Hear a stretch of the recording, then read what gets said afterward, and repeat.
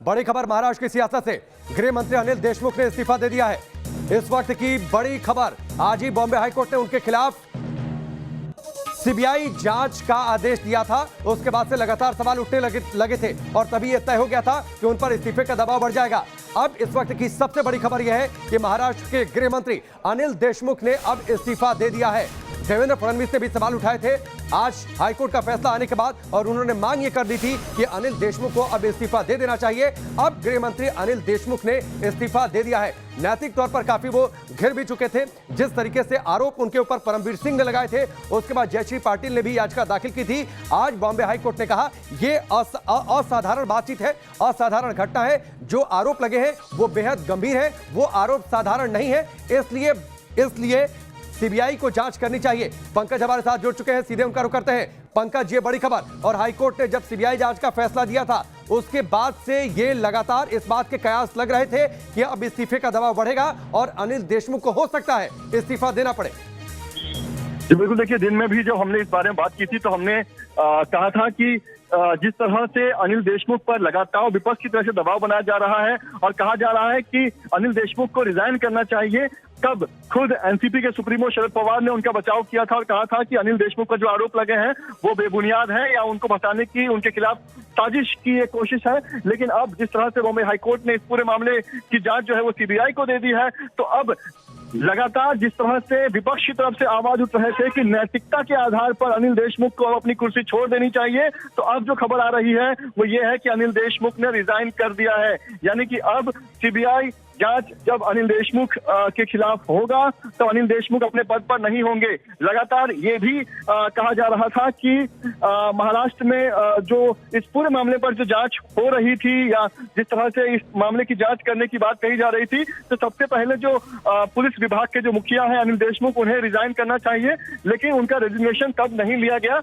लेकिन अब एनसीपी पर और महाराष्ट्र सरकार पर यह दबाव था कि वो अनिल देशमुख का रिजाइन ले, क्योंकि अब उनके खिलाफ सीबीआई जांच की पंकज, जो मौजूदा परिस्थितियां अब बन गई थी बॉम्बे हाईकोर्ट के आदेश के बाद, अब जानकारी यह है कि कुछ ही देर में उद्धव ठाकरे को इस्तीफा सौंप देंगे, उनसे मिलने जा रहे हैं अनिल देशमुख। जो मौजूदा परिस्थितियां बन गई थी और जिस तरीके से आरोप लगे थे, 100 करोड़ की वसूली के आरोप लगे थे, ठीक है, हाईकोर्ट ने कुछ कड़ी बातें पिछली सुनवाई के दौरान जरूर कही थी, लेकिन आज जब सीबीआई जांच का आदेश दिया तो ये नैतिक तौर पर भी सरकार काफी घिर गई थी। और अगर गृह मंत्री के पद पर होते हुए सीबीआई उन्हें समन करती, उन्हें जाना पड़ता सवालों का जवाब देने के लिए, तो सरकार पूरी तरीके से कटघरे में खड़ी करती। तो इसलिए अब अपरिहार्य हो गया था शायद कि उन्हें इस्तीफा देना ही पड़े, इसके अलावा कोई दूसरा विकल्प नहीं।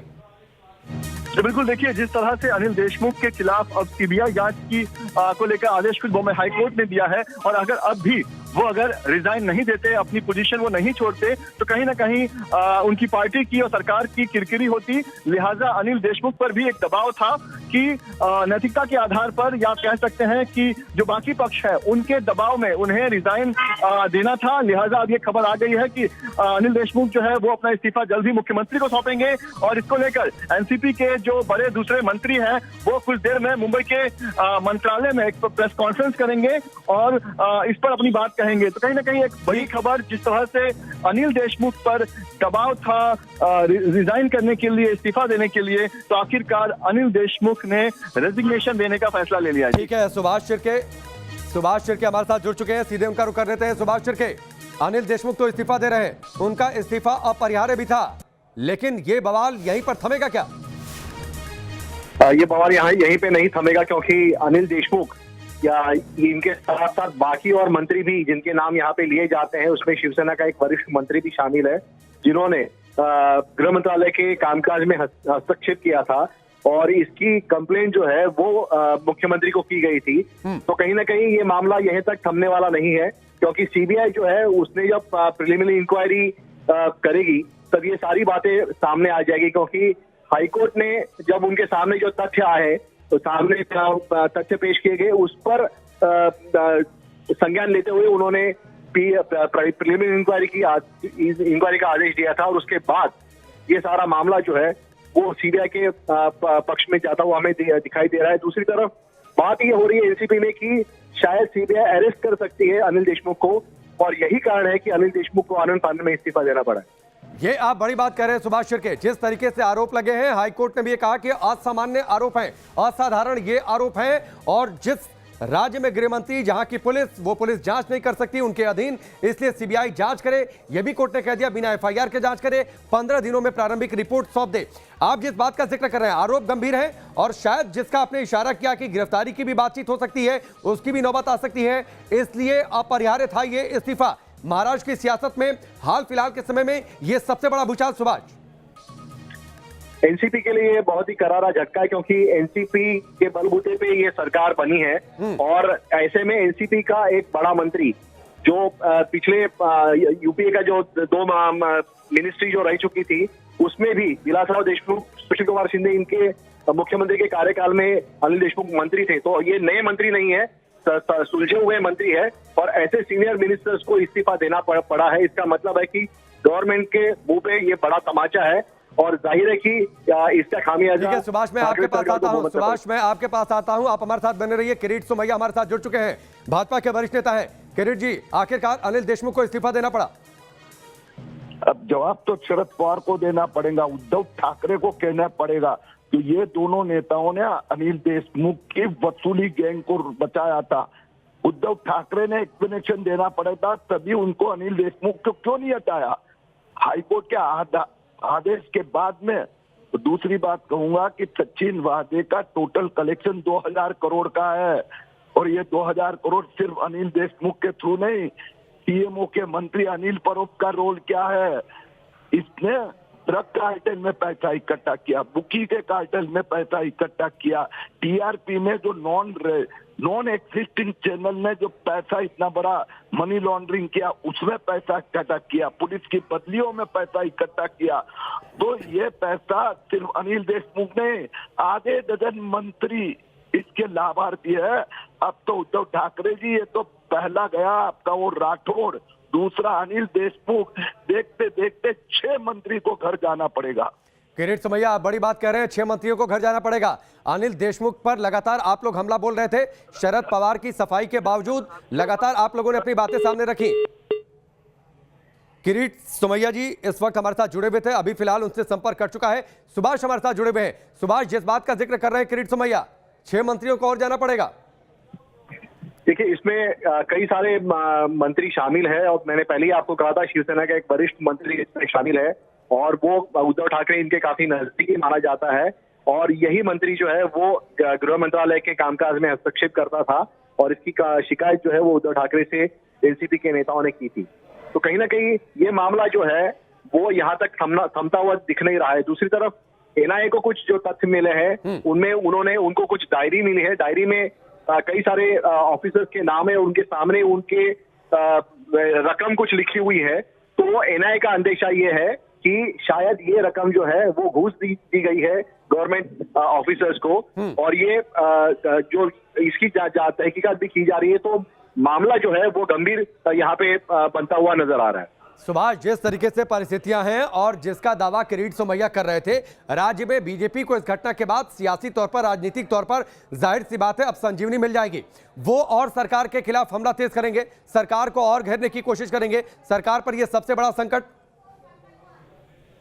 सरकार पर सबसे बड़ा संकट तो पहले दिन से है, क्योंकि बीजेपी काफी बड़ी पार्टी है। महाराष्ट्र में 105 विधायक उनके पास है, और उनको सिर्फ तकरीबन 39 विधायक चाहिए सरकार बनाने के लिए, और ये बनते हुए दिख नहीं रहे। इसलिए बीजेपी लगातार कोशिश कर रही है कि ठाकरे सरकार जो है उसके ऊपर हमले पर हमले बोली जा रही है बीजेपी। और कहीं ना कहीं जो करप्शन, जो ठाकरे सरकार के ऊपर आरोप करप्शन के लगाते रही है बीजेपी, और यही कारण है कि हम देख रहे हैं कि गृह मंत्री अनिल देशमुख को इस्तीफा देना पड़ा है।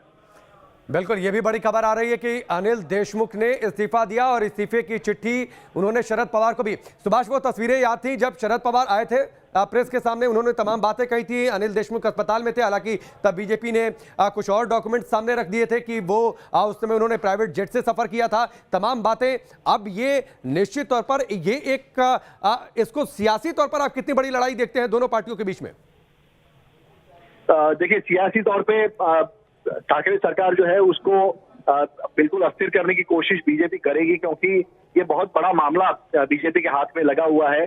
इसमें उद्धव ठाकरे सरकार के कई सारे मंत्री इसमें जुड़े हुए हैं, तो जाहिर है कि बीजेपी के हाथ में एक बहुत बड़ा सियासी मुद्दा लगा है और बीजेपी इसका भरपूर राजनीतिक जो उपयोग है वो करेगी। ठीक है सुभाष, ठीक है सुभाष, आप हमारे साथ आगे भी हम आपसे बातचीत करेंगे। फिलहाल आपका बहुत बहुत शुक्रिया।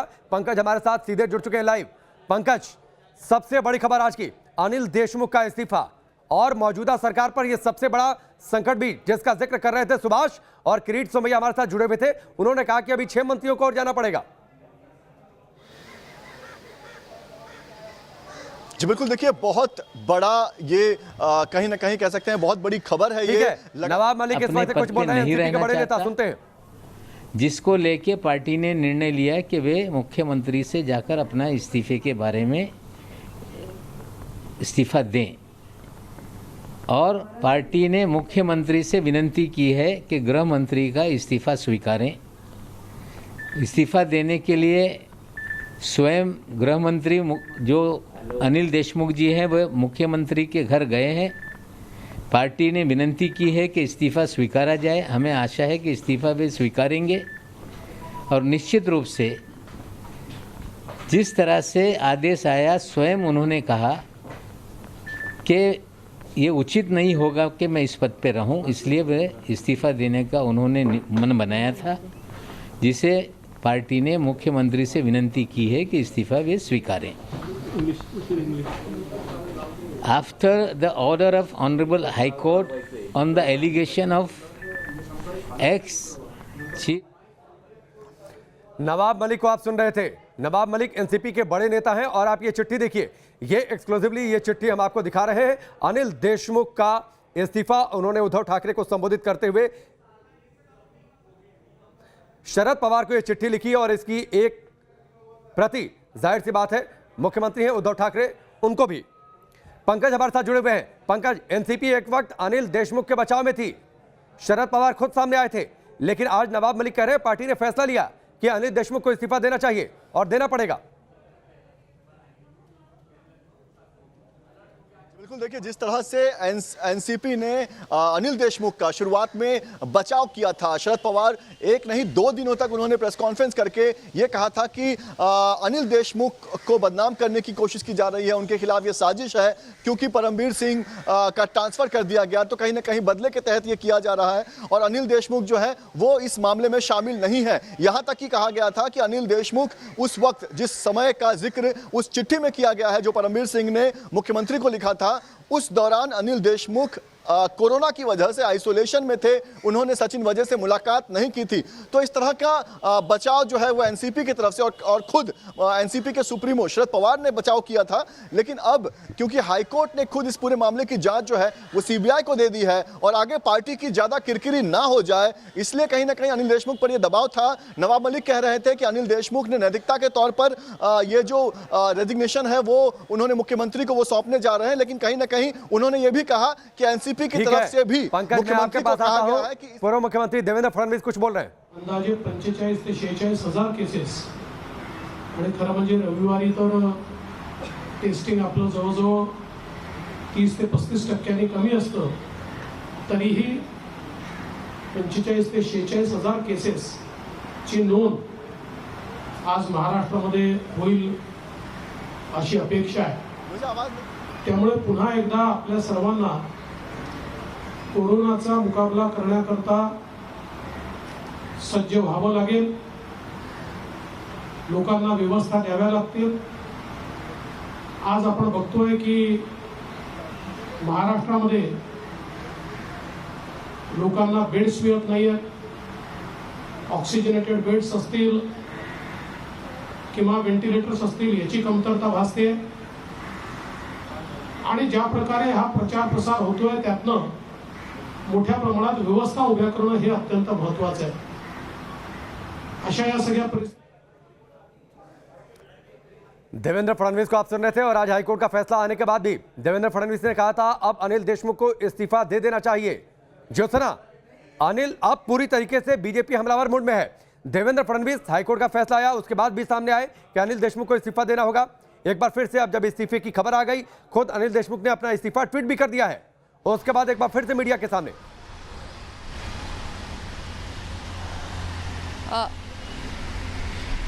बिल्कुल सही कहा आपने, क्योंकि अनिल देशमुख जो है वो पिछले कई दिनों से भाजपा कह रही थी कि अनिल देशमुख को इस्तीफा दे देना चाहिए, और आखिरकार बॉम्बे हाईकोर्ट की जो सूचना उन्होंने जो फैसला दिया है कि सीबीआई इंक्वायरी होगी, उसमें अनिल देशमुख का भी नाम है, तब जाकर अनिल देशमुख ने ये इस्तीफा दिया है। इसका मतलब कहीं ना कहीं भाजपा जो है हमलावर के मूड में है, और भाजपा का जो ये पहला हमला है वो बहुत बड़ा घाव है ठाकरे सरकार पे। दूसरी तरफ यह है कि आज सुबह अनिल देशमुख जो है वो खुद एनसीपी के सुप्रीमो शरद पवार इनके घर मिलने गए थे। वहाँ पर उनकी बैठक जो है एनसीपी के सुप्रीमो शरद पवार, सुप्रिया सुले और उप मुख्यमंत्री अजित पवार से हुई थी, और इन तीनों के साथ बातचीत करने के बाद अनिल देशमुख ने अपना इस्तीफा दिया है, और इस्तीफे में उन्होंने कहा कि ये नैतिकता है, मतलब नैतिकता के तौर पर मैं ये इस्तीफा दे रहा हूँ। अभी इंक्वायरी के बाद ये सामने आएगा कि ये नैतिकता थी या वाकई में इसमें कौन आरोपी था, ये सामने आएगा। लेकिन कहीं ना कहीं ये ठाकरे सरकार जो है उसके ऊपर बहुत बड़ा घाव है, क्योंकि इससे पहले हमने देखा कि संजय राठौड़ जो ठाकरे सरकार के खुद शिवसेना के मंत्री थे, उनको इस्तीफा देना पड़ा था, तब भी भाजपा बहुत हमलावर हुई थी, और अभी दूसरे मंत्री है ठाकरे सरकार के जिनको इस्तीफा देना पड़ा है। लेकिन विकास, ये मामला अलग है, ये मामला अलग है। पहले सरकार का हर सिस्टम अनिल देशमुख के बचाव में था, खुद शरद पवार बचाव में थे, एनसीपी के सारे बड़े नेता बचाव में थे, शरद पवार ने खुद बाकायदा प्रेस कॉन्फ्रेंस की थी। लेकिन अब जिन परिस्थितियों में इस्तीफा देना पड़ रहा है, कोर्ट की जो टिप्पणी आई है कि आप 15 दिनों के अंदर प्रारंभिक रिपोर्ट दें, और जाहिर सी बात है जिस तरीके से जो फैक्ट सामने हैं वो रिपोर्ट लगता नहीं है कि अनिल देशमुख का किसी तरीके से कोई बचाव कर पाएगी। अगर वाकई परिस्थितियां ऐसी बनती हैं तो फिर आगे बहुत राह मुश्किल होने वाली है महाराष्ट्र में सरकार की।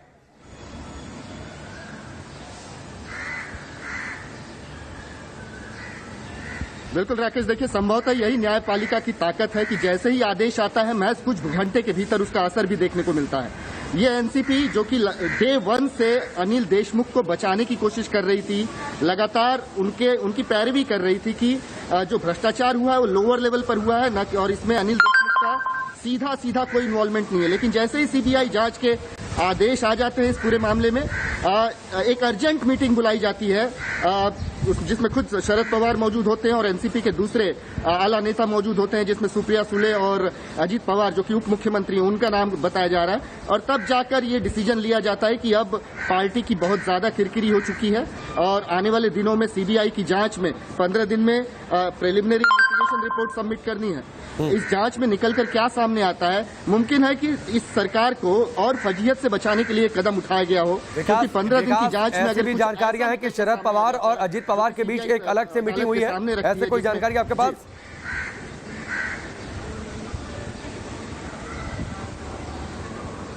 जी बिल्कुल, देखिए जो मीटिंग की शुरुआत हुई थी वो शरद पवार और अजित पवार के बीच में ही हुई थी। एक अर्जेंट मीटिंग थी, मराठी भाषा में इसे कहा गया, जब पत्रकारों को इन्फॉर्म किया गया कि तातडीची मीटिंग बुलाई गई है, मतलब ये अर्जेंट मीटिंग बुलाई गई थी। ये अदालत का फैसला आता है 11:15 के आसपास और ये मीटिंग होती है 12 बजे के आसपास। तो आप समझ सकते हैं कि एनसीपी ने कितने आनंद फानंद में कदम उठाया। एनसीपी शरद पवार को वैसे भी राजनीति का दूरदृष्टा समझा जाता है, वो समझ जाते हैं कि जो कदम है पार्टी के वो किस तरफ जा रहा है। जैसे ही बॉम्बे हाई कोर्ट का आदेश आता है कि सीबीआई जांच बिठा दी गई है और महज 15 दिनों के भीतर उन्हें ये रिपोर्ट सबमिट करनी है अदालत में, शरद पवार ये भाप गए कि पार्टी की किरकिरी हो सकती है, फजीहत हो सकती है। अगर अनिल देशमुख का इस मामले में किरदार निकलकर सामने आता है, जो आरोप सत्य पाए जाते हैं, तो पार्टी को फजीहत से बचाने से कोई रोक नहीं सकता। और इसी वजह से अब ये निर्णय लिया गया है कि वो अपने गृह मंत्री पद से इस्तीफा दे दें, अलग हो जाएं, किनारे हो जाएं, ताकि एक डैमेज कंट्रोल जो है वो पार्टी अपने स्तर पर कर सके। जी राकेश। निश्चित तौर पर ज्योत्सना, बैठकें तो अभी चलेंगी आगे। बैठकों के सिलसिले की शुरुआत हुई थी अजित पवार और शरद पवार के बीच में, उसके बाद ये खबर आ जाती है कि अनिल देशमुख इस्तीफा, अनिल देशमुख ने इस्तीफा दे दिया। अनिल देशमुख ने अपना इस्तीफा ट्विटर पर भी अपलोड कर दिया, वो अब सार्वजनिक भी हो चला है। लेकिन ये भी खबर आती है बीच में कि उनसे रिक्वेस्ट की जा रही है मुख्यमंत्री उद्धव ठाकरे से कि वो इस्तीफा स्वीकार कर ले। ठीक है, मैं आता हूं आपके पास ज्योत्सना। राम कदम, बीजेपी के नेता वरिष्ठ हमारे साथ जुड़ चुके हैं। राम कदम जी, अनिल देशमुख को इस्तीफा देना पड़ा है। देखिएगा, जिस प्रकार से न्यायपालिका ने महाराष्ट्र के 3 दलों की वसूली सरकार को करारा तमाचा दिया है, उस करारा तमाचे के कारण इन्हें मजबूरी से इस्तीफा देना पड़ा। 1.25 महीने से हम मांग कर रहे थे कि नैतिकता के आधार पर उन पर संगीन आरोप लगे हैं, वे इस्तीफा दे। तो तीनों के तीनों दल पहाड़ की तरह ये पूरे हफ्ता वसूली गैंग का समर्थन और बचाव कर रही थी। मुख्यमंत्री भी स्वयं बचाव कर रहे थे। शरद पवार जी ने पहली अपनी प्रेस वार्ता में कहा कि उनके इस्तीफे का फैसला मुख्यमंत्री करेंगे, पर चंद घंटों में ऐसा क्या घटित हुआ कि शरद पवार जैसे नेता को घुमजाव करते हुए कहना पड़ा कि इस्तीफा देने की कोई आवश्यकता नहीं। क्या अनिल देशमुख जी मुंह खोले तो और भी नेताओं के नाम आएंगे, ये डर था? कौन सा डर था राम कदम जी? लेकिन अनिल देशमुख ने कहा है कि वो नैतिकता के आधार पर इस्तीफा दे रहे हैं। नैतिकता 1.25 महीने के बाद कैसे याद आई? 1.25 महीने तक नैतिकता कहाँ, कौन सी निद्रा में थी नैतिकता? नैतिकता के आधार पे दे रहे हो तो नैतिकता तुम्हारी 1.25 महीने कहाँ खो गई थी? हम व्यक्ति विशेष टिप्पणी नहीं करेंगे। हम जिस प्रकार का घिनौना आरोप लगा है, किसी सरकारों में, किसी प्रांतों में स्वयं मंत्री पुलिस के द्वारा महीने की 100 करोड़ की उगाही का आदेश दे, ऐसा कभी किसी ने सुना नहीं है। और एक सीनियर उन्हीं के आईपीएस अफसर सबूतों के साथ ये आरोप करते हैं। आरोप करने के बाद उस खत को लेकर के एफआईआर दर्ज तक नहीं होता। अब वे स्वयं पद पर बैठे हैं। गृह मंत्री की जांच एक पुलिस इंस्पेक्टर कैसे कर सकता है? जैसे मान करके चलो कि हवलदार से कह दिया कि जाओ तुम पुलिस कमिश्नर की जांच करो, ये तो हास्य है। पूरी तरह से वसूली सरकार ने ये वाजे मामला और हफ्ता वसूली मामला इन लोगों को बचाने का दुष्कर्म किया है। 1.25 महीना सारा देश देख रहा है। इनकी इज्जत की धज्जियां उड़ चुकी है। ये हम नहीं कह रहे। मुख्यमंत्री की पत्नी रश्मि ठाकरे, उनका अखबार है सामना में ये लिख करके आया, यानी मुख्यमंत्री की पत्नी स्वयं उस अखबार के द्वारा देश को बताती कि इज्जत की धज्जियां उड़ चुकी है। तब इनकी नैतिकता कहाँ खो गई थी? हमने तो यहाँ तक कह दिया था कि अब नार्को टेस्ट करा लो और अपना दामन साफ है, बता दो देश और दुनिया को। राम कदम जी, किरीट सोमैया कह रहे थे अब से थोड़ी देर पहले, हमारे साथ जुड़े हुए थे, उन्होंने कहा अभी और मंत्री जाएंगे, अभी 6 मंत्रियों को और जाना पड़ेगा। कौन कौन ये 6 मंत्री हैं जो आप लोगों के टारगेट पर हैं, या आप लोगों को ये लगता है कि वो इन आरोपों में घिरे हो सकते हैं? देखिएगा, हम कभी भी भारतीय जनता पार्टी दल व्यक्ति विशेष की राजनीति नहीं करता। जो भी व्यक्ति इस देश के लिए ठीक नहीं है, इस लोकतंत्र में धब्बा है, लोगों के पैसे का गलत इस्तेमाल कर रहा है, उगाही कर रहा है, वसूली कर रहा है, ऐसे हर व्यक्ति के विरोध में हम दल करके आवाज उठाते हैं। जिस प्रकार से अनिल देशमुख जी को बचाने के लिए तीनों दल के बड़े बड़े नेता सामने आए थे, तो देश का छोटा नन्हा सा बालक भी समझ लेगा कि वे क्यों आए थे आगे, कि अनिल देशमुख अपना मुंह न खोले। यदि वे मुंह खोलेंगे तो ये तीनों दिल के बड़े नेता मुंह दिखाने के लायक नहीं बचेंगे। तो बिल्कुल स्वाभाविक है ये। लेकिन अब तो उन्हें बोलना पड़ेगा ना राम कदम जी, अब तो मुमकिन है, हाईकोर्ट ने कहा है कि 15 दिनों के अंदर प्रारंभिक रिपोर्ट दे सीबीआई, बिना एफआईआर दर्ज किए भी जांच शुरू करे और 15 दिनों के अंदर एक रिपोर्ट दे, तो जाहिर सी बात है संभावना तो है कि अनिल देशमुख को बुलाया जाएगा और पूछताछ उनसे की जाएगी। उन्हें बोलना तो पड़ेगा। नहीं, निश्चित तौर पे अब जिस प्रकार से अभी वो जांच किस प्रकार का निर्णय आया है वह देखा नहीं है, पर निश्चित तौर पे उनको बुलाया जाएगा, जांच होगी, जांच होकर जो भी तथ्य हैं देश और दुनिया के सामने आएंगे। पर जिस प्रकार से इनका लीपापोती करने का रवैया रहा है 1.25 महीने में, तो वो रवैया दर्शा रहा था कि ये कुछ ना कुछ छुपा रहे हैं। इतना दागी चेहरा लेकर के ये सरकार घूम रही थी, अगर इतना ही इनका दामन सफा था तो 1.25 महीने पहले इन्होंने इस्तीफा क्यों नहीं दिया? अब इनको नैतिकता याद आती है, पहले इनको नैतिकता क्यों नहीं याद आई? ऐसे कई सारे सवाल हैं। तो इसके लिए ये वसूली सरकार नैतिकता की बात न करे। इन्हें मजबूरन न्यायपालिका ने इनके मुंह पर जो करारा तमाचा दिया है, उसके कारण इन्हें इस्तीफा देना पड़ा। राम कदम जी, सियासी तौर पर आप इस लड़ाई को आगे अब भारतीय जनता पार्टी महाराष्ट्र में खासतौर पर कैसे आगे बढ़ाएगी? निश्चित तौर पर बढ़ाएगी। विगत 16 महीनों के अंतराल में पालघर साधु हत्याकांड का मामला हो, उन साधुओं की किलकारियां इस सरकार के कान में अब तक नहीं सुनाई दी उन्हें। अभी भी देश का समस्त संत समाज, साधु समाज क्रोधित है। इस 16 अप्रैल को 1 साल पूर्ण होगा। वहां से लेकर के अलग अलग जो मामले घटित हुए, सुशांत सिंह राजपूत के मामले में भी 65 दिन के पास जांच थी। जिस कमरे में सुशांत की मौत हुई, उस कमरे का सारा सामान इन्होंने रफा दफा कर दिया। सारे सबूत मिटाने का दुस्साहस हुआ। ऐसे अलग अलग मामले यदि अगर देखो तो ये सरकार पूरी तरह से आपराधिक मामलों में लिप्त है। हम हमारी आवाज बड़ी तेजी के साथ, आक्रामकता के साथ सड़कों पर उतर करके तेज करेंगे। ठीक है, राम कदम जी, आपसे जुड़ने के लिए, बातचीत के लिए आपका बहुत बहुत शुक्रिया। साथ ही आरोप भी लगाते हुए और हमला भी बोलते हुए विकास, आपने सुना होगा कि अब नैतिकता की बात गलत है, क्योंकि ये तो मजबूरी में इस्तीफा देना पड़ा, कोई और विकल्प था नहीं अनिल देशमुख के पास और सरकार के पास। आगे क्या महाराष्ट्र की सियासत में विकास?